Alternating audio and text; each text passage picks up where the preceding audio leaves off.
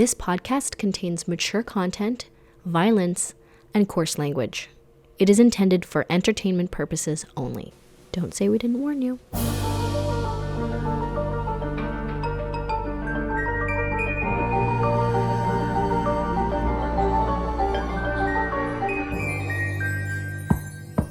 Hi, my name is Madison, and you are listening to Who's Knocking, a true crime podcast. Welcome. It is the last episode of the year, and it's a little bit of a different one today. I originally wanted to do this completely differently, as you can see from the title. We're doing JonBenét Ramsey, but we're not I'm going into this with a specific agenda, and I'm going into this with the assumption that you, the audience member, know something about this case because, I don't know, it's a little bit preference superiority complex of me to assume that everybody knows, but everybody knows this case. So we're going with that. Originally, what I wanted to do for this last episode was just do something fun. So I thought I would go through a bunch of different cases and kind of state my opinion of it. So I was going to do JonBenét Ramsey and my idea of what happened. Then do Scott Peterson. Do I think he's guilty? Do I think he's innocent? I hadn't decided who else I was going to do. Maybe Aidan, maybe Casey Anthony, and just kind of go through what my take was. But I started going through JonBenét, and there's no way I could fit anything else into this episode. There just simply was no way. So if people do like this, I could go back and do others. Maybe I'll do some little knockers on them.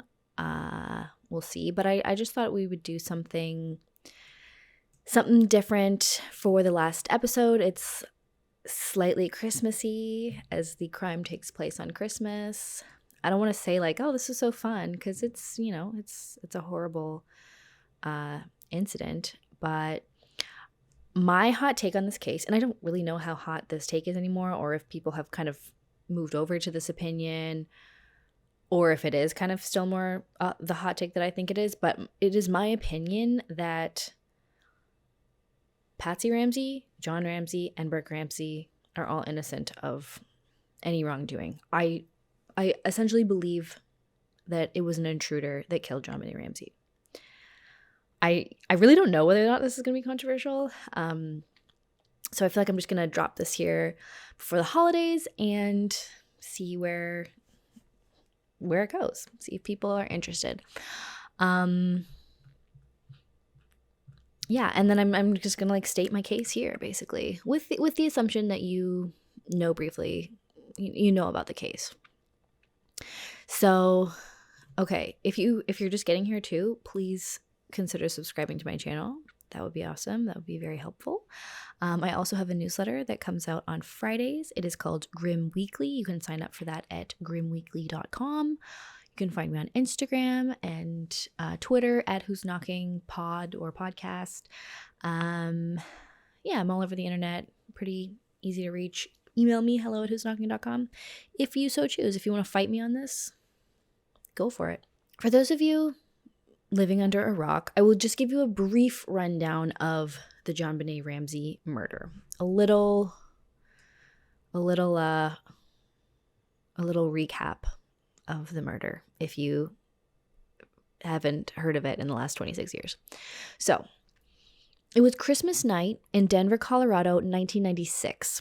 According to the Ramseys, the family were all asleep in their beds in their 7,000 square foot cottage-style home. The Ramseys were a wealthy, affluent family in Denver. John was a very successful executive. How successful, you ask? Well, he had a private jet, so I think that indicates how successful he was. He was very successful. His wife, Patsy Ramsey, was a stay-at-home mother, and by all accounts, she killed it at that. Not an easy job, let me tell you, although definitely made easier by having a lot of money.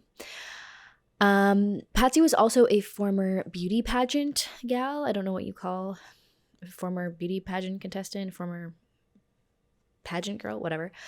She lived for the glitz and glam of pageants, and by all accounts, she was into fancy things and hosting events and that sort of nice lifestyle. They had a 9-year-old son named Burke. I don't know a whole lot about Burke as a child. His childhood has been completely picked apart by the media and people on the internet. So I think the only thing we can truthfully say about him is that he was probably somewhere within the spectrum of normal, probably. The youngest Ramsey was 6-year-old JonBenét. Now, the name JonBenét is very unique, and it was the mix of her father's two names. Her father's name was JonBenét, so they put that all together and called her JonBenét. Her middle name was Patricia, which is her mother's name, and Patricia goes by Patsy. And it's very interesting how she has all these legacy names, and then Burke was just Burke. And I mean, maybe Burke was a grandfather or something, I have no idea, but she got all these legacy names from her parents. And then there was Burke. But anyway, it was Christmas night. The family had gone to a Christmas party. So it was not like Christmas Eve night. It was Christmas had happened, and now this is the night of Christmas. They had gone to a party. They came home, and they went to sleep. They had to get up super early the next morning to go on a trip. They were supposed to be continuing their Christmas festivities with John Ramsey's other children that he had from a previous marriage. And I don't remember where they were flying to, but they were flying for a trip. I think they might have been taking a Disney cruise or something. Now, the next morning, Patsy got up quite early to prepare for the trip. She put on the same outfit that she was wearing from the night before, something that a lot of people find weird, but it's something that I do at least 3 times a week. And it was just before 6 a.m. when Patsy made her way down the stairs, ready to start her day, when she stumbled upon a ransom note. Now, I'm sure a lot of you are very familiar with this note. It has been scrutinized and picked apart for years. I'll put photos up, and if you really want to see and you're listening, I'll put some on my Instagram page as well, or you can just Google search it. This is not a deep dive. There's a million people who have done a huge deep dive into this case. I kind of just came off listening to a couple of them, and so I was super in this mood. That's why I wanted to do this episode. And the main debate over the note is did an intruder write this note, or did Patsy Ramsey write this note? So I think I will read the note. I didn't think I was going to, but you know what? Fuck it, I'm going to. Okay, so the ransom note reads as follows. Quote, Mr. Ramsey, listen carefully. We are a group of individuals that represent a small foreign faction. We respect your businesses, but not the country that it serves. At this time, we have your daughter in our possession. She is safe and unharmed, and if you want her to see 1997, you must follow our instructions to the letter. You will withdraw $118,000 from your account. $100,000 will be in $100 bills, and the remaining $18,000 in $20 bills. Make sure that you bring an adequate size attaché to the bank. When you get home, you will put the money in a brown paper bag. I will call you between 8 and 10 a.m. tomorrow to instruct you on the delivery. The delivery will be exhausting, so I advise you to be rested. If we monitor you getting the money early, we might call you early to arrange an earlier delivery of the money and hence an earlier pickup of your daughter. Any deviation from my instructions will result in the immediate execution of your daughter. You will also be denied her remains for proper burial. The 2 gentlemen watching over your daughter do not particularly like you, so I advise you not to provoke them. Speaking to anyone about your situation, such as police, FBI, etc., will result in your daughter being beheaded. If we catch you talking to a stray dog, she dies. If you alert the bank authorities, she dies. If the money is in any way marked or tampered with, she dies. You will be scanned for electronic devices, and if any are found, she dies. You can try to deceive us, but be warned that we are familiar with the law enforcement countermeasures and tactics. You stand a 99% chance of killing your daughter if you try to outsmart us. Follow our instructions and you stand a 100% chance of getting her back. You and your family are under constant scrutiny as well as the authorities. Don't try to grow a brain, John. You are not the only fat cat around, so don't think that killing will be difficult. Don't underestimate us, John. Use your good Southern common sense of yours. It is up to you now, John. Victory! SBTC. End quote. All right. So it's a very, very strange note. The note was written on a piece of paper that came from a notebook that was found in the Ramsey home, and it was also written with a pen found in the home, so the experts say. I think it is safe to say that the note was written in the house at the time of the murders. I mean, maybe it's safe to say. There is the small possibility that somebody had been in the house, taken the notepad when nobody saw them, they wrote the note at home, and then they brought it back for the murder. To me, that seems like really, it does not make the most sense to me. That's why I feel like it's safe to say it was written in the house. But feel free to fight me on that. Many people think that Patsy wrote the note. I do not think that Patsy wrote the note, and here's why. The note rambles on for almost 3 pages. It is a very poorly written note. It is possible that an older person wrote the note in a way to sound younger and to sound less mature, but I think that it's more likely that it was written by an actual younger, immature male. The note seems to make some pretty direct movie references. Some of the movies that people point to are Dirty Harry, Ransom, and Ruthless People. There's a couple other ones, but those are the ones that it's more like this, the writing of it sounds like dialogue from the movie. And if you go back to 1996, at the time of this crime, we did not have the internet the way we have it now. You couldn't just type in a movie and find the quotes from the movie. You'd have to see the movie. You'd have to go rent the movie or own the movie or go see it at a theater. And in order to you have to think if somebody's going to be coming up on a whim and writing this note, these kind of things have to be in their repertoire. They have to be the type of people who quote from these movies. If you're one of those people who quotes The Office all the time, or one of those people who quotes whatever else is Die Hard or whatever, which in and of itself is an Office reference, kind of. It means you had to watch the movie a lot of times, I have heard some people say that they knew that the Ramseys had seen these movies, but having seen these movies is not enough. You have to be kind of obsessed with these movies. Perhaps this person was a bit of a cinephile. Yeah, and that is a guess, but I think it's a good guess. And as I said, the writing of it is so immature. It sounds like somebody who's trying really hard to sound like a smart person or sound like some sort of threatening individual, but they are failing miserably at it. This person sounds like a loser, a first year film student. Not that first year film students are losers, but you know what I mean? It just is, it's reeking with immaturity. And again, maybe Patsy wrote this and meant to sound like that in order to throw people off. But that is such a roundabout, I don't know. It just doesn't, to me, it does not make sense. Something that stands out a lot in this note is the amount of money they asked for a ransom. They asked for $118,000. And this is the amount, or the approximate amount, of John's bonus that year. This has led many people to believe that the person who wrote the note either was John or Patsy, and for some reason they thought it was a good idea to wink, wink, nudge, nudge at that fact, but was somebody that knew John well enough to know what his bonus was.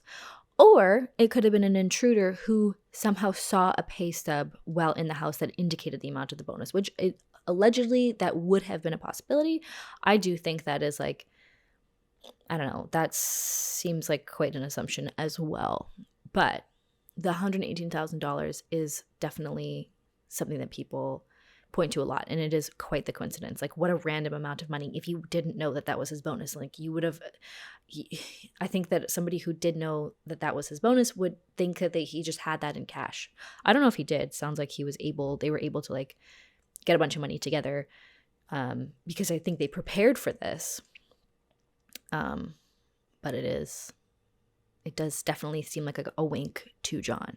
There's a lot that you can talk. I could do a whole episode on this note alone, but we're trying to be brief. We're trying to make this a one episode situation. If anybody wants me to do a deep dive in JonBenét, I would probably more likely just point you in the direction of a lot of good deep dives because there already are many.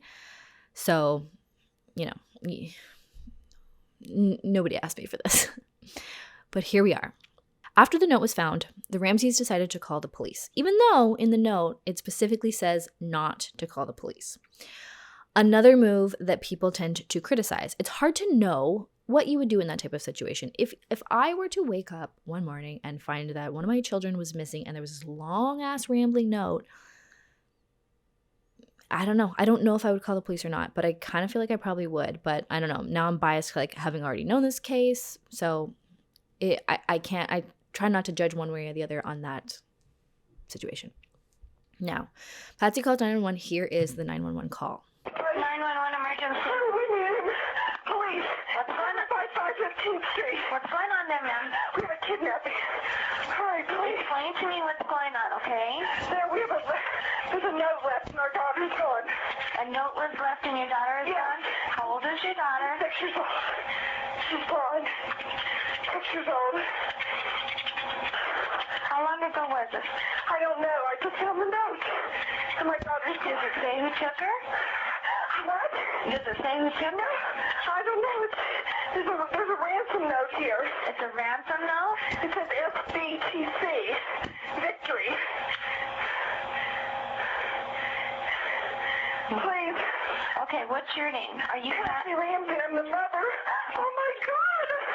Please. I'm sending an officer over, okay? Please. Do you know how long she's been gone? No, I don't. Please, we just got out. Is she right here? Oh my God, please. Okay, well, There's somebody. I am, honey. Please. Take a deep breath, Please, okay? hurry. Patsy.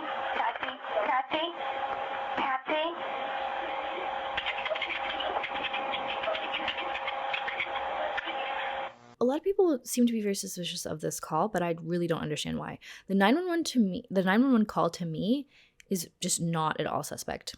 She starts by giving the address. She answers all the questions promptly and to the best of her ability.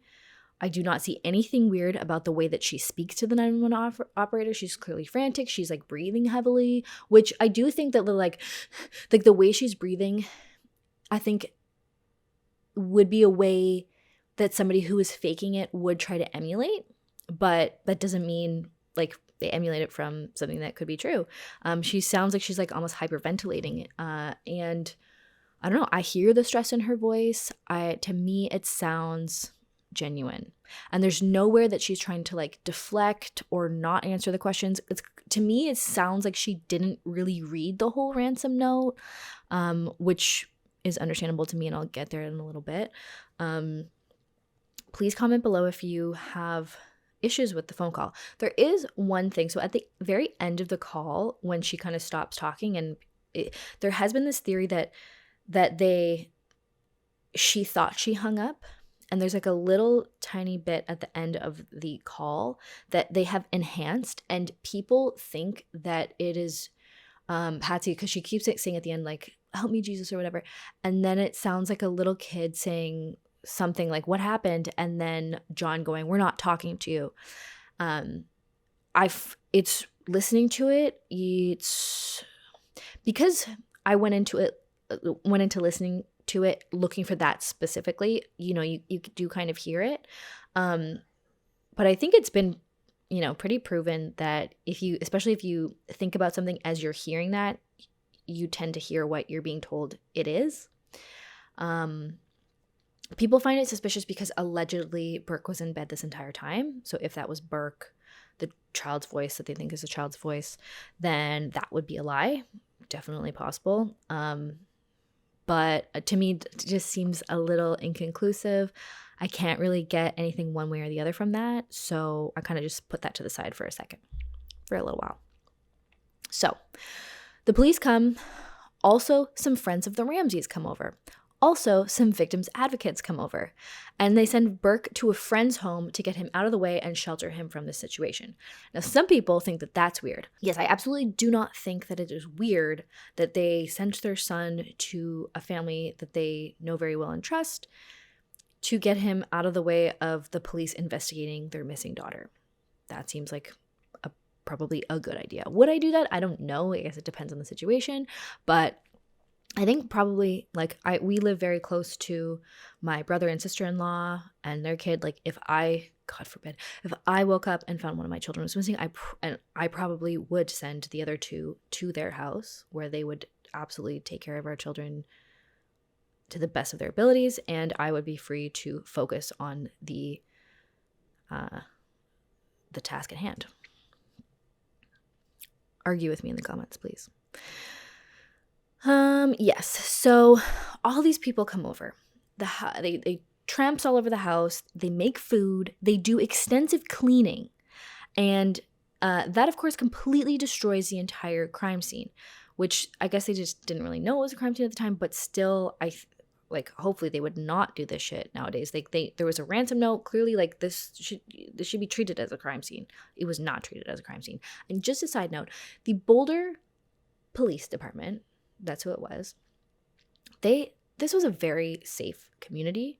There was very little crime there, very little murder. So these police were not prepared for this type of thing. So I do think that's where a lot of the mistakes come from, unfortunately, but there's a lot of mistakes, so I don't know. So some people point to the fact that they had all these people over and basically destroyed the crime scene, and they are like, they did that on purpose to get rid of evidence. At this point, JonBenét had not been found, so I just have to think that if Patsy and John were innocent and they think that their daughter is missing, they're not seeing this as a crime scene. They're thinking their daughter is missing. If they were a part of it, then yeah, they know it's a crime scene, and having a bunch of people over and literally wiping the counters down and stuff that is suspicious. Later in the day, somebody sent John to look around the house to see if anything was missing. I think they were trying to give him a task, to make him feel like he was doing something or keep him occupied or whatever. And John beelined it downstairs and started in the wine cellar room, which is where he found JonBenét. Poor 6-year-old JonBenét was clearly dead. Rigor mortis had long set in. John was obviously very distraught. He grabbed JonBenét, brought her upstairs, where then he laid her down in the living room in front of all these people, and Patsy got on top of her and was screaming and praying and was completely in hysterics. 1,000% understandable. And finally, after that, the house was finally declared a crime scene. But at that point, it was way too late, and everything was completely contaminated, including JonBenét's body. So, the autopsy. The autopsy put JonBenét's time of death at the time that she was found, which was 1:25 p.m. This is obviously not when she died, as she was in quite the state of rigor mortis at the time. And judging by the level of rigor mortis, the assessment stated this, quote, "Physical evidence suggests that JonBenét Ramsey died between 10 p.m. and 6 a.m., based on the degree of rigor mortis observed. It was likely closer to midnight than to 6 a.m. Super unhelpful, though, because we know, probably all the people at the party that they were at saw them leave. I have to assume, I don't know, maybe 9 p.m. or whatever. And then Patsy Ramsey called the police before 6 a.m. So all we know is that she died sometime during the time that they were all asleep, exactly what John and Patsy said. JonBenét was found with a very severe head injury, which was not even noticed at the time that she was found because there was no blood, but it was beneath the skin. And the autopsy revealed that she had a very large skull fracture, which was consistent with blunt force trauma to the head. And not just any blunt force, but a very hard single hit. And that one injury could have killed her. That was a death blow. She also had a handmade garrote around her neck, which was pulled very tightly and really digging into her neck, which was made with a thin white cord and 2 paintbrushes, which appeared to have come from a set of art supplies found in the basement, which belonged to Patsy. There was duct tape over JonBenét's mouth, which appeared to have been placed on her post-mortem. The rest of that roll of duct tape could not be found in the house. And like, we knew that the paintbrushes came from the house. We know that, like, so the duct tape either had to come from a roll from an intruder, or it came from a roll that was in the house that Patsy or John or whoever got rid of after placing the tape over her mouth. It appeared that JonBenét had also been sexually assaulted. Now, the autopsy report suggested that she had been assaulted vaginally with one of the paintbrushes. To me, it's unclear whether or not, like, she was... Sorry, this is very graphic and upsetting, but it's unclear to me, and maybe somebody has clarity on this, I just don't know it, but it's unclear to me whether she was, like, raped and then kind of, like, assaulted with a paintbrush, or if that was the assault. But there was sexual assault, and it did at one point at least involve the paintbrush that was on the garrote. Also, I'll briefly mention, the strangulation definitely could have been the killing thing, like something that killed her as well. And I think it is still up for debate which came first, the blow or the strangulation. I think most people think that the blow came first, especially based on most people's or a lot of people's theories of what happened. But it also, like, the garrote was still around her neck, so that makes more sense that was the last thing that happened. Although you could have strangled somebody and then hit them in the head. So really, I don't know. But we do know, because there was no blood, whatever hit her in the head had to have been kind of a rounded object because it didn't break the skin. So that was basically the extent of her injuries. So her body was found. The crime scene was secured. The police very clearly began to suspect the Ramseys right away, which I do not think is unfair. Statistically speaking, they would be the most likely suspects. They absolutely should have been scrutinized to the fullest and ruled out if they were to be ruled out. And what happened that night has been speculated for about 26 years now. It's a mystery that has caught the attention of everybody. Okay, why is this case so popular? I think there are a few reasons. One, we have a little blonde beauty queen. JonBenét was a beautiful little girl, and she came up from a prominent, wealthy family. The fact that this remains unsolved and that so many people believe the parents were responsible, I think, is also a factor. That is super interesting. It just is. The Ransom Note. I think the Ransom Note is so weird. And a lot of people believe that Patsy wrote the note, and that is fascinating if that was the case. If the Ramseys were responsible for that note, like, there's some seriously deranged people. That note is so fucked. If the Ramseys were responsible for what happened to JonBenét, then there are some very sick individuals. The fact that this case is still a mystery and still unsolved, I think, is really what keeps people interested. So why do people think it was the Ramseys? The pictures of JonBenét in her pageant wear are weird and I think kind of uncomfortable, especially if you're not familiar with child beauty pageants. I think a lot of people off the bat have a very adverse reaction and have a reasonable opinion that her parents were in a way like sexualizing her by dressing her up like a little Barbie doll. It's weird to dress up little 6-year-old girls in adult wear and put wigs on them and put that much makeup on them. It is, especially for them to go out and be like judged on their beauty. Like, I get people do that when their kids are in like dance, or like, I know I was a gymnast when I was younger and like we wore makeup and stuff, but it was like for a sport, not to like to be judged on what you look like only. So I think for that reason alone, people go into this case with a bias against the parents because they're just so uncomfortable by that fact. The Ramseys were also very wealthy. And let's be honest, most people kind of tend to demonize rich people. Like, don't lie. They do. Their wealth has led a lot of people to theorize that they kind of bought their way through the system with bribes and threats. And there was a comment made by law enforcement at the very beginning of the case, something about them having to treat the Ramseys with kid gloves because of who they were. And I think that, that has always put like a shadow of doubt on them, because it's known that they had the means to, get what they wanted, right? He's got a fucking private jet. Like, he's a rich guy. Also, the Ramseys acted weird, or you could perceive that they acted weird. I think it's very easy to believe that somebody was acting suspiciously when you believe they're lying, but then it's like if you go back and you then believe they were telling the truth, like it kind of seems more normal.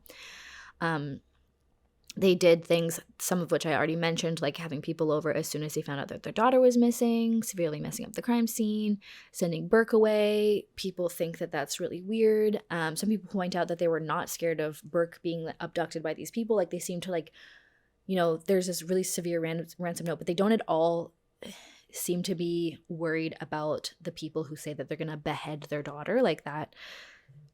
It's almost like they don't buy that. Which, like, I don't know. It's written so stupidly. It's like, these people don't sound threatening. They sound like a 17-year-old with a creative writing project. I don't know. Later, JonBenét was found in the home by her own father, like I just said, and he picked her up and ran her upstairs, and then was followed by Patsy jumping all over her and touching her.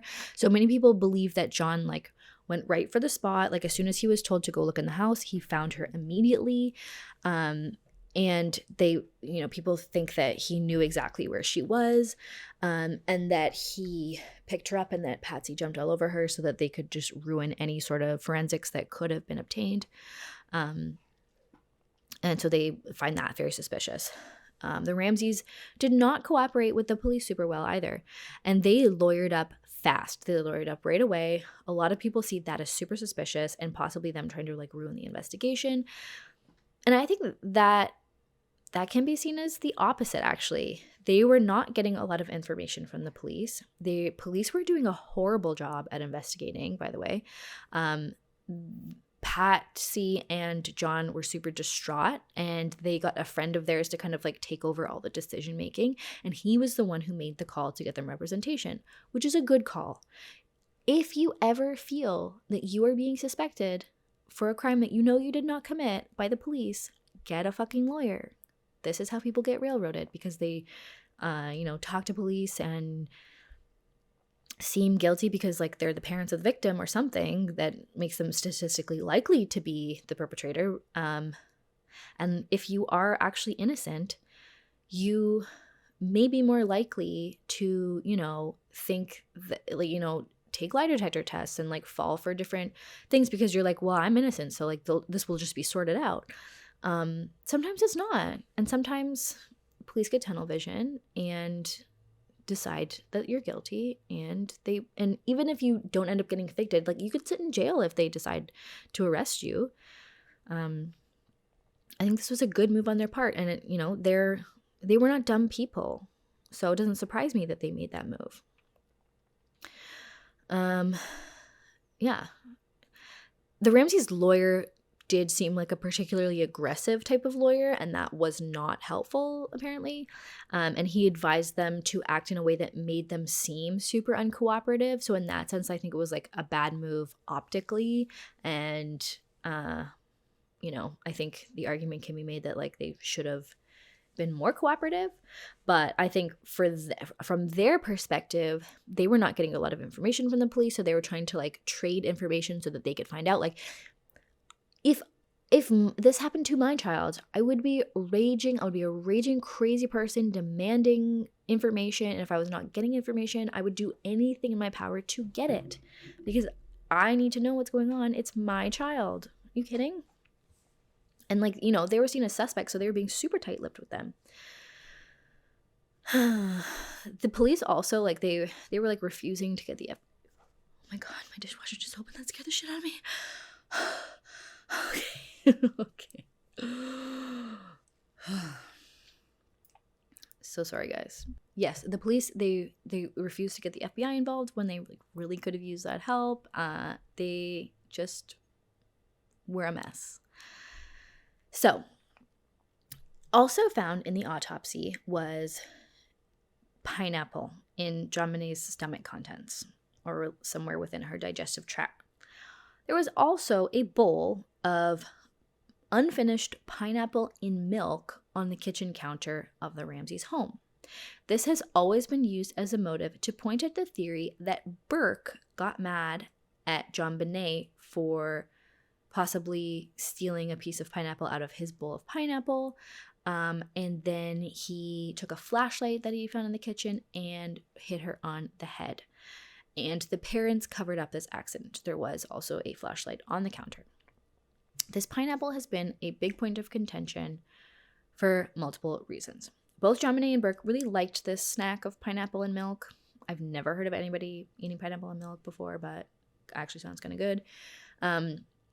Both John and Patsy deny making this bowl that was found on the kitchen counter, and I believe Burke denies it as well.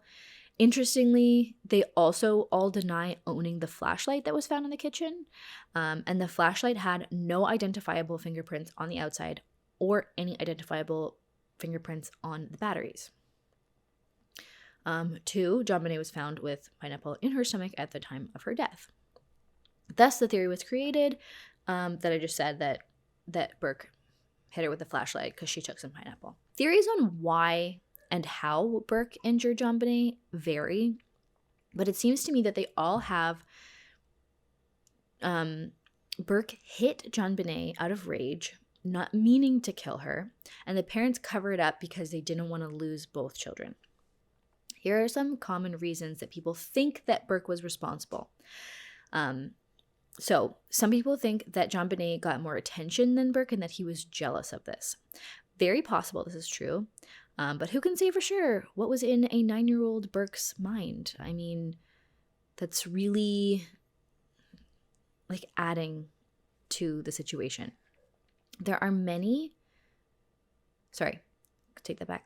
There may or may not have been some sort of history of him having anger problems or being aggressive towards JonBenét. There was this incident that is often cited in the case where he had hit JonBenét with a golf club and it injured her badly enough that she required some sort of plastic surgery. Now, I really do not know the details of this incident, and even if we did, I know some people probably think that they know the details of this situation, but I'm very skeptical of how reliable someone's retelling of this story is. I'll just give you a little story of my own. When I was about 4, maybe 5, and my younger brother, Aidan, who was 2 or 3, my mom had this little chair at the kitchen sink, and we both were taking turns washing our hands after a meal. And when Aidan was up on the chair, he slipped and he fell, and he bit down on his chin area right here so hard that his teeth punctured it and made a hole. Now, there was blood everywhere. I can still picture the scene to this day. My mom took him to the hospital for stitches. I stayed with my aunt and cousins. We had Oreo cookies on a couch, and I sat there having my first existential crisis of my life, wondering if Aidan would ever make it back. He did and was fine. He received 2 stitches. Now, everyone survived and somewhat outgrew the trauma of that day, but years later, my grandmother recalled that incident, and in her telling of the story, Aidan fell because I pushed him. Now, God knows how many people she told that story to, making me look like a 4-year-old little psychopath, and for all I know, she was right. Maybe I'm remembering it wrong, but I'm definitely not. But you never know, because people's memories are flawed. All that to illustrate the point that who knows what happened with this golf club. If it's true at all, it could have been as simple, and I think it is true, like he did hit her with a golf club, but it could have been as simple as like he was swinging and accidentally smacked her because she walked in the way, or as heinous as a brutal attack on his younger defenseless sister, and I'm just not going to pretend that I have any way of knowing. And, you know, some people I'm sure recall it in a certain way, especially after knowing what happened in this case and like piecing it together. That's how people's memories work. They are very malleable. And I just say that, like, I say that all because I just think a lot of people have these ideas about Burke, and I understand how they came to these ideas, but I think a lot of it just gets colored, and as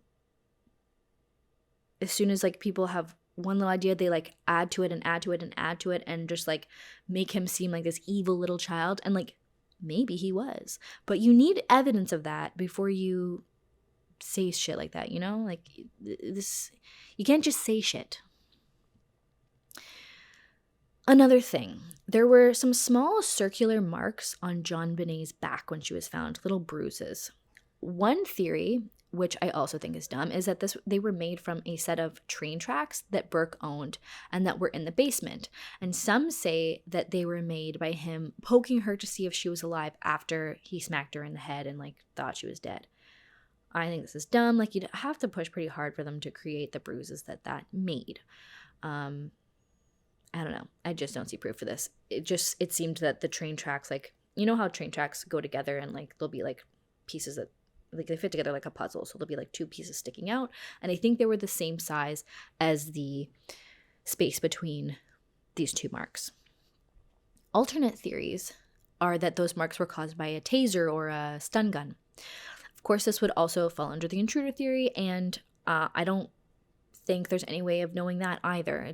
That's people have like found tasers that fit that exactly, and maybe that is the type of mark that you would get after having been stunned, tasered, and then you die.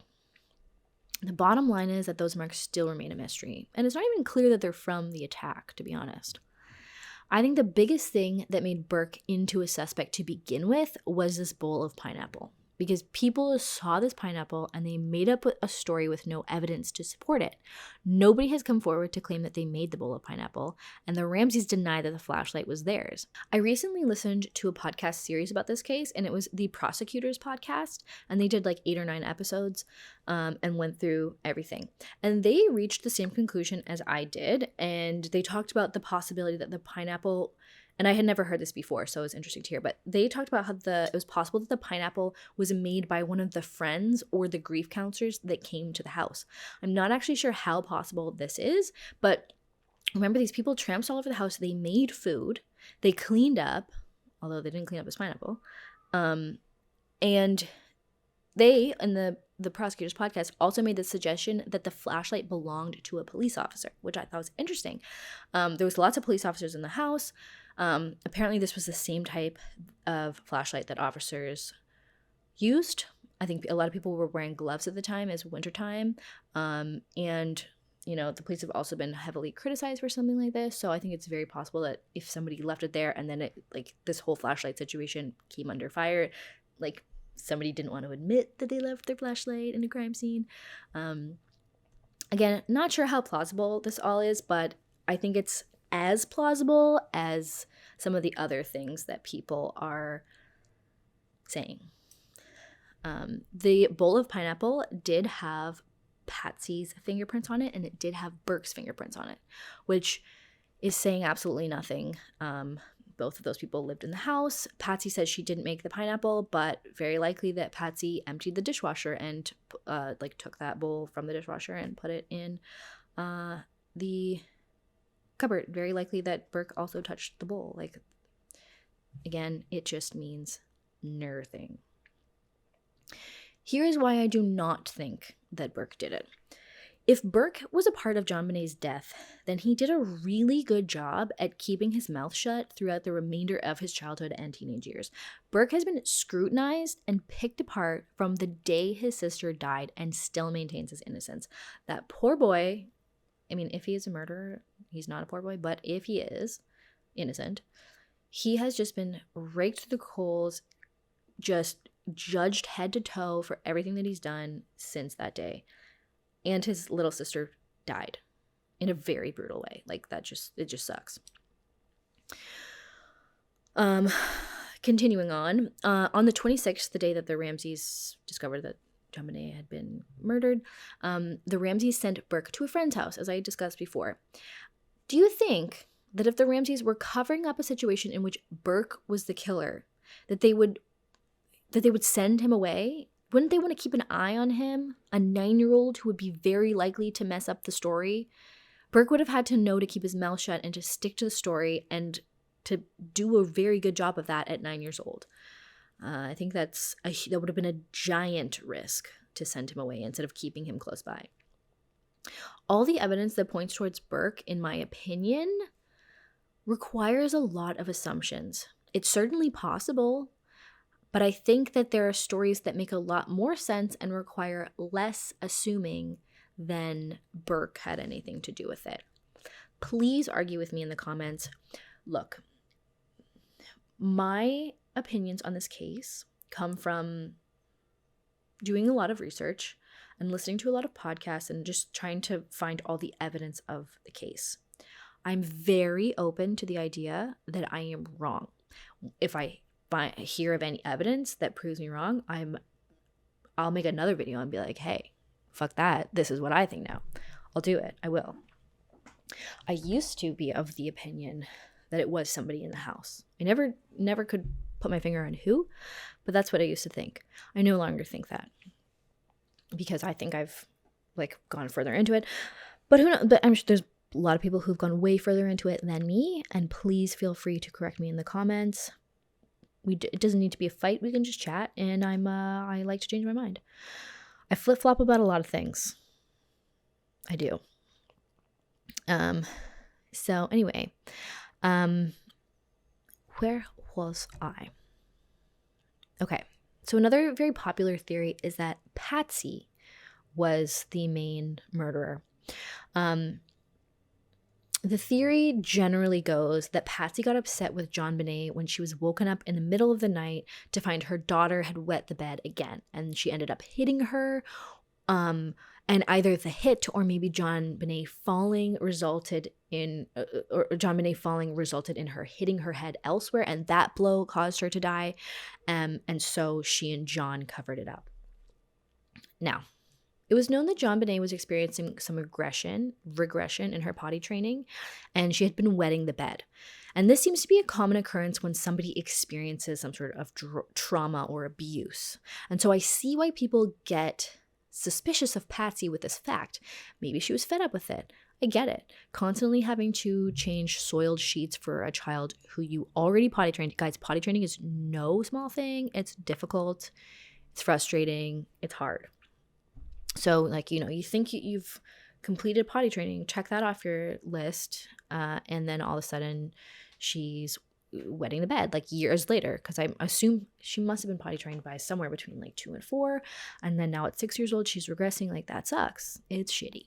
But complaining about some difficult aspect of parenting is something that literally every single parent does at one point or another. It is just it's a giant ass leap to say that something as common as bedwetting would be motive for a breaking point of hitting your child that hard. That's excessive. And that's a very big leap in my opinion. I have 3 small kids right now. If you're an actual parent, there's shit that you have to deal with when you're at every age of childhood that is so frustrating. Ridiculously frustrating. Just normal things having to put them to bed or making them eat their food and shit. It's mind-boggling how frustrating this can be. So to think that Patsy, who's got a 9-year-old and a 6-year-old, she's been a parent for 9 years, and this is what sets her over the edge, my God, if this was the type of thing to set a normal person, because it is my opinion that Patsy was within the normal range of humanity. She didn't have some sort of psychotic disorder or anything. There'd be a lot more dead kids, and there are a lot of kids who end up dying at the hands of their parents. But I do think that oftentimes, and I'm really just speaking out of my ass here, but I do think that oftentimes there's a lot more going on there. To me, that is such a huge leap. I also have to say that there are a million reasons that a 6-year-old could begin wetting the bed. And many of those reasons do not have anything to do with trauma or abuse. There could be medical reasons. For example, urinary tract infections often cause children to wet the bed. They could be due to non-trauma related psychological factors. Kids with ADHD, for example, are apparently much more likely to experience bedwetting. Or it could be a completely benign reason. it was wintertime. Maybe the house was extremely dry, and maybe JonBenét was drinking lots of water before bedtime every night, and this was causing her to wet the bed. I'm definitely not saying that the theory that Patsy got upset about the bedwetting and snapped couldn't have happened. It could have. But I just think that there are so many other equally or even more plausible theories. And I think that Patsy snapping, that theory, is so popular because people go like this. Patsy was putting JonBenét in pageants, and they think something about this was inherently abusive. Then they make the assumption that this abuse, the pageantry, caused JonBenét some sort of trauma and associate that with the bedwetting. And then it all comes back to Patsy because she was causing the trauma. And then, maybe JonBenét didn't want to be in the pageants anymore. And this caused like issues between Patsy Ramsey and her 6-year-old child and caused her to get to a breaking point. And this pattern is kind of logical, but it just requires way too many assumptions. I think the beauty pageant thing, as I mentioned before, just really throws people off. They just see the whole thing as super nefarious. And look, I agree. I think that it's icky and weird. I would never put my daughter in a beauty pageant, even if she begged me. I think it's unhealthy to put that much emphasis on a child's appearance. Even the adult pageants I find pretty off-putting, but adults can do their thing. But you also have to see it from Patsy's perspective. Patsy grew up in pageants. There was nothing weird or creepy about pageants to her. She took part in the 1978 Miss America pageant. Patricia Ann Paul, Miss West Virginia. I'm a junior at West Virginia University. She clearly enjoyed pageantry, and she thought it was a healthy and fun activity to enjoy with her daughter. And many people believe this. Many people think pageants are great for young girls' self-esteem and yada, yada, yada. That's fine. It's a valid take. And if you want to do that, that's your thing. And JonBenét was very good at pageants. She did extremely well. She won many titles. She was a beautiful little girl. And you have to imagine that Patsy was super proud of JonBenét and really thought that she was adding value to her daughter's life by putting her in pageants, something that she enjoyed so much as a young person. There is nothing I have found to indicate that JonBenét really hated pageants or pushed back at Patsy for making her do them.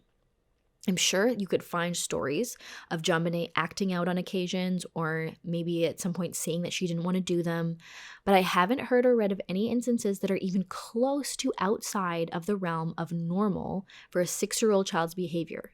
There is no 6-year-old child in the world who doesn't ever complain about whatever sport or activity they're involved in. And it doesn't mean that they don't like it. It means that at that moment they're not into it and they're 6 years old. So why would they just, 6-year-old children don't just flawlessly agree to do things and behave properly all the time because they're 6 years old. Now, in all of these scenarios where a family member hurt her or accidentally killed JonBenét and they covered it up, this is the train of thought that you have to follow. One person in the house causes the incident. Then both adults are notified. In this scenario, the parents, instead of calling 911 and trying to get help for their 6-year-old child, would have to instead just decide and accept the fact that she's dead, which is odd. If you're a parent, you're probably going to try to save the child, and it's unlikely that she's just conk dead. People don't just die in a second. I mean, it depends, but it's unlikely. So they have to accept and decide that she's dead, and then decide that they need so badly to cover it up because for whatever reason they decide. And because they really want to make it look aggressive, they write a long, rambling ransom note, which makes no sense at all, and then they fashion a garrote, strangle her very intensely, even though she's already dead. Then they also sexually assault her with one of the paintbrushes from a homemade garrote, and then they leave her in the basement. And weirdly, in the ransom note, they claim to have abducted JonBenét, but instead they leave her in the basement. This just does not add up. If their parents are going to be leaving a ransom note, aren't they going to try to get rid of the body? Why? How does that make any sense at all? These parents are not perfect people. Nobody is. But there's not a shred of reliable evidence to indicate that they were anything but loving parents to their kids. I think everything that people pick at to say that they were weird or abusive or anything, it all falls within the realm of normalcy. And if you're really being honest and you have your own children, like, it is probably normal. They would really have to be some type of sick to sexually assault their own daughter just to cover up a death. There is nothing in either of their pasts that ever came up to indicate that they were capable of something like this. And if you really start digging into somebody's life, it's often pretty easy to come up with some sort of sick and twisted thing to like, or some sort of like kind of even seemingly normal thing to twist into something sick and twisted. But that has yet to come out. And there is also the alternate theory that like John Ramsey was abusing JonBenét and like this was like a sex thing gone wrong. I think that's been like quite debunked. Like, there's zero evidence of it. So that's why I didn't like go too hard on it. Again, this is not a deep dive.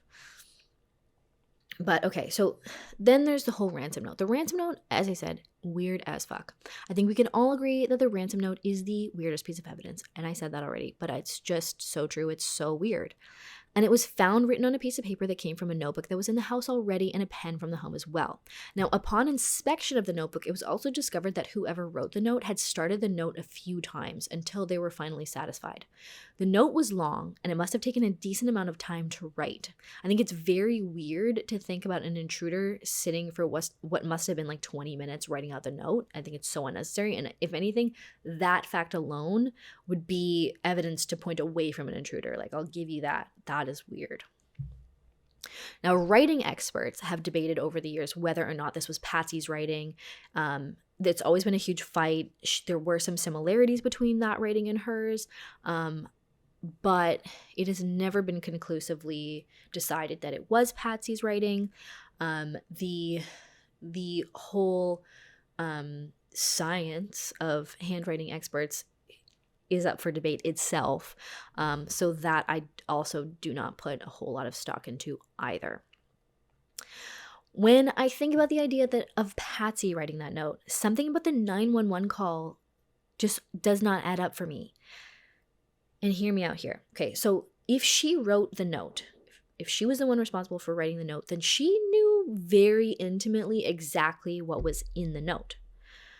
And you'd think that if she wrote it, she would explain more of it to the 911 operator. In the 911 call, it really sounds like Patsy didn't really read the note. She hadn't read it yet. Like, it sounds to me like she started calling 911 before she even finished the note. Like, she found the note and like and you kind of skimmed it and read like, I have your daughter, and then she was like, what the fuck? And then called the police and was like trying to do this all at the same time and began panicking or whatever. Which to me sounds like a natural way for things to go. Like, if I think my daughter has been abducted, am I sitting and reading through a 2.5-page rambling ass note? No, I'm getting authorities right now. So to me, yes, she could have been doing a really good job at like pretending she didn't read the note, even though she knows exactly what's in the note. But again, that's just like, that line of thinking just does not follow the path of least resistance. It doesn't make logical sense. It makes Patsy out to be like this really like meta thinker, and I just don't buy it. Could it be true? Yes. Do I buy it? No. Now, there's another thing here too. So something that is often talked about, and I agree does look bad for the Ramseys on the outset, is that in 1999, there was a grand jury, and they ruled to indict John and Patsy Ramsey. Now, side note, okay, what is a grand jury? For anybody who does not know what a grand jury is, a grand jury exists to help the prosecutor decide whether or not to press charges against a suspect. A grand jury is usually much larger than a regular jury, consisting of about 23 people, where a regular jury for a trial is 12. They essentially act as a mock trial for the prosecution to test out their evidence. Now, grand juries are much more lenient than a regular trial. They do not require defense lawyers. They are much more loose with the evidence. Anything can be included. Also, the ruling does not have to be unanimous, and even if a jury decides to indict, the prosecutor does not have to go with that ruling. So there's also it's a lot easier to indict. There's no beyond reasonable doubt standard. It is it's way more relaxed, and the standard is way lower. because you're not deciding on this person's guilt or innocence. You're deciding, is there enough evidence to take this to trial? So the bottom line is, just because somebody is indicted does not mean that they will be found guilty at a real trial. It does not even mean that they will go to trial. And lastly, grand juries are supposed to remain under strict confidence. They're supposed to be secret. Obviously, this is to protect the people involved and allow them to speak as freely as possible. So it's very interesting that the results of this grand jury were later released. It was in 2013 that the Ramseys grand jury results were released to the public by court order. And these were the indictments that they made. I'll just read them because they're pretty short. Ooh, this is really small writing. Okay, so the first count, on or between December 25th and December 26th, 1996, in Boulder County, Colorado, JonBenét Ramsey did unlawfully, knowingly, recklessly, and feloniously permit a child to be unreasonably placed in a situation which posed a threat of injury to a child's life or health, which resulted in the death of JonBenét Ramsey, a child under the age of 16. Second one for John. On or about December 25th and December 26, 1996 in Boulder County, Colorado, JonBenét Ramsey did unlawfully, knowingly, and feloniously render assistance to a person with intent to hinder, delay, and prevent the discovery, detention, apprehension, prosecution, conviction, and punishment of such person for the commission of a crime, knowing the person being assisted has committed and was suspected of the crime of murder in the first degree and child abuse resulting in death. End quote. Are these the same? Okay. The third one for Patsy. Quote, on or between December 25th and December 26th, 1996 in Boulder County, Colorado, Patricia Ramsey did unlawfully, knowingly, recklessly, and feloniously permit a child to be unreasonably placed in a situation which posed a threat of injury to the child's life or health, which resulted in the death of JonBenét Ramsey, a child under the age of 16, end quote. And the last one for Patricia, quote, on or about December 25th and December 26th, 1996 in Boulder County, Colorado, Patricia Ramsey did unlawfully, knowingly, and feloniously render assistance to a person with intent to hinder, delay, prevent the discovery, detention, apprehension, prosecution, conviction, and punishment of a person for the commission of a crime, knowing the person being assisted had committed and was suspected of a crime of murder in the first degree and child abuse resulting in death, end quote. So it was very interesting. What was very interesting about all of these indictments is that the grand jury did not accuse Pat or John of murdering or accidentally killing JonBenét. Rather, they accused them of putting her in a situation that caused her death and helping someone else who killed her. So, either they think that the two of them did it together and they couldn't figure out which one did it and which one helped, so they would have to charge both of them with the helping, which I think is less likely, or two, they think Burke did it. They think there's enough evidence to go to trial and say that Burke did it. But they definitely could not point the finger at either parents as the murderer or killer. A lot of people then wonder why the DA did not go forward with these charges since they had been indicted. And it's a good question. And a lot of people speculate that this was because John and Patsy's wealth and affluence helped them to avoid these charges. And again, it's possible. But I also think that it's possible that the DA just did not think that they had enough to actually charge them with a crime. And I don't think that he wanted to go and charge them with what the jury had decided. I think the DA wanted to know if he could charge them with murder. That's what he was trying to find out. And they didn't come back with murder indictments. Remember, the DA does not need to go forward with these charges just because the grand jury makes a ruling. They do not need to agree with the grand jury. I think it's more likely that the DA saw everything laid out and the grand jury made their ruling, but the DA knew that they would never be able to win in court, which is something that DAs do all the time. They make their judgments on whether or not they're taking their cases to trial based on not whether or not they think somebody is guilty or innocent, but do they have enough to try the case? It's a huge thing to try a case. And if you think there's a big possibility that you're not going to win, you're not going to do it. That is like the main stuff. There is a lot, like, again, listen to the Prosecutors podcast. They have an 8-part series. You could listen to Crime Weekly. They did it. I don't even remember what they came up with, what they thought happened. They did, I think, 8 or 9 parts or something. There's a lot of people who go into it and come to a different conclusion than me, and that they do think that the parents are responsible. There's a book, and I don't remember what it is, but it's written by one of the officers who thinks that it's the Ramseys. It's, you know, you can find more on this case than almost any other murder ever. So you probably don't need my help finding information. Patsy Ramsey is now dead. I believe she died, I forget if it was 2009 or 2006. But she died of ovarian cancer, super sad. And John and Burke remain alive. Burke later did some Dr. Phil show, and I don't remember, I think people thought that he seemed kind of guilty. There was a CBS documentary that came out that kind of definitely took the opinion that the Ramseys had something to do with it. I think that was very largely responsible for casting a lot of suspicion on them. John Ramsey has been in the media a lot lately.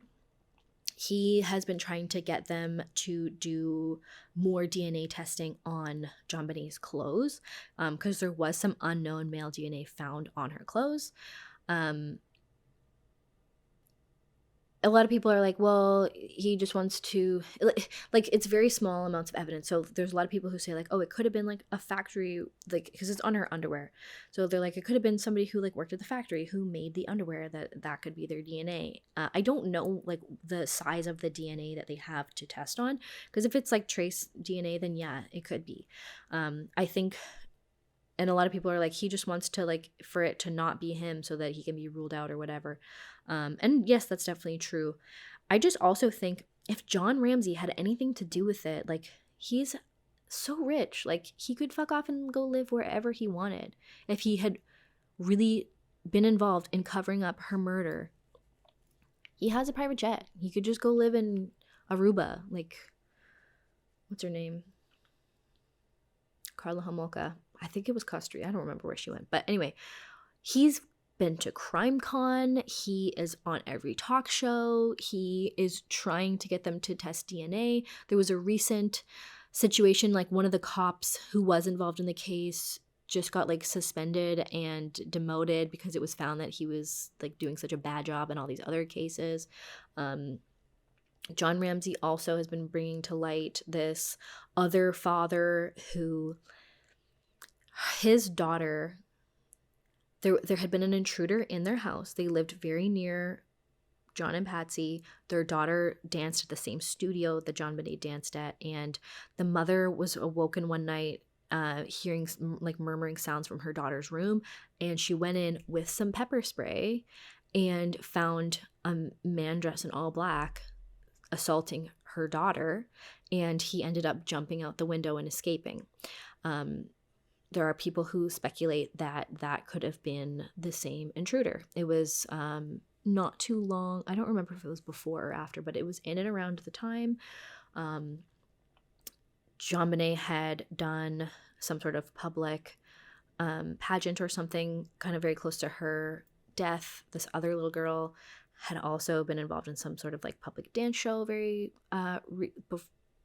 recent to the time of this assault.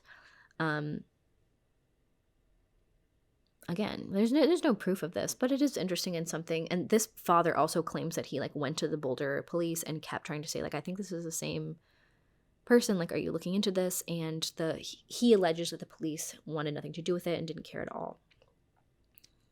Again, it's really hard to go on people's speculation and opinion because people have different motives, and a lot of people, you know, just want to be involved because it's interesting. There have been a million people who have confessed to this crime who we later found out had nothing to do with it because they're like creepy pedophiles and wish that they had committed it. Oh my God, disgusting. But, you know, I just really wanted to I don't know, do something fun and interesting for my last episode of the year, my little Christmas situation. I wanted to do something that I was interested in. And I was like, oh, this is going to be like easier than researching something. But I just spent a lot of time deep diving and spent the same amount of time researching it than I would any other episode. So yeah, those are basically the reasons that I don't think that the Ramseys were involved. I think it's more likely that an intruder, like a BTK or something, but particularly I think this was a young man. To me, the sexual assault is very indicative of a young guy with like girl issues who like can't have sex with women or whatever, who like sexually assaulting her, like using an object and not actually doing it himself. That is my take. Fight with me in the comments, but let's do it civilly because I just don't like fighting. Yeah. So let me know what you think. Merry Christmas. And I will see you next year. That's all. And stay safe because you never know who's knocking. Merry Christmas.